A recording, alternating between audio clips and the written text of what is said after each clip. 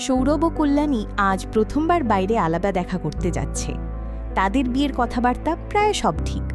আজকে তারা এসেছে নন্দন চত্বরে, কিন্তু কল্যাণী আগে থেকেই তার কিছু কাছের বন্ধুদের যেমন পিঙ্কি, রূপক, অনিকদের আশেপাশে বসিয়ে রেখেছে সৌরভের অজান্তে।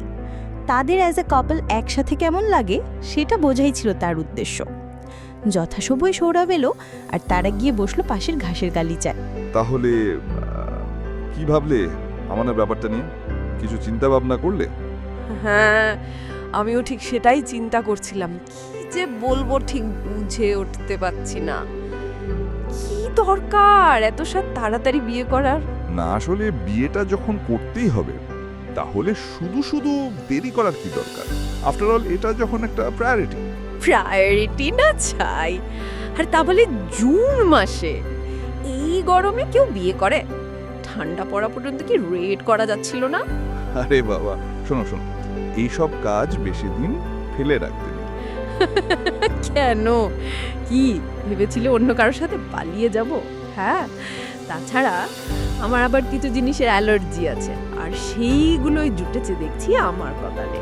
সেটা আবার কি? এটা তো আগে শুনিনি, বলো শুনছি। দেখো না, তোমরা তো চক্রবর্তী, আর আমার আবার চক্রবর্তীদের ঠিক তারপর তোমাদের বাড়ি নর্থে, আর আমার এক্সট্রিম সাউথ। নর্থে থাকতে হবে ভাবলেই বুঝতেই পারছো, সেন্টিমেন্ট। বুঝলাম। আর 3 নম্বরটা? ওটাই তো আসল। তোমাদের বাড়ির সিঁড়ি, সেই 4 তলা নাকি হেঁটে উঠতে হবে, আর এই ভেবেই আমার কেমন শরীর খারাপ লাগছে। সবই বুঝলাম, কিন্তু এখন তো সেটা চেঞ্জ করা সম্ভব না। আচ্ছা, এবার একটু ওই দিকটা চলো তো, এদিকটা খুব ভিড়। হ্যাঁ, তাই চলো।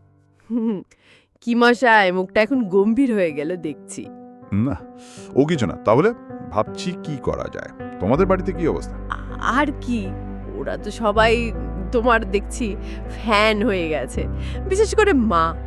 মেজদা বৌদি কি ম্যাজিক করেছে বলো তো তুমি? ম্যাজিক আর কোথায় হলো, এখন দেখছি পুরো ঢাফেল। আরে দেখছি রাগ হয়েছে, যাও বড়া, আর রাগ করো না, আগে কি বিয়ের দিনটা ফাইনাল করো। সাহস করে ঝুলেই পড়ি তোমার সাথে, তারপর দেখা যাবে, কি বলো? এই তো, এই না হলে কথা। তাহলে ওই কথাই রইল, সামনে জুনেই দেখা হবে একেবারে ছাদ না তলায়। দিনটা ফাইনাল করে জানাচ্ছি।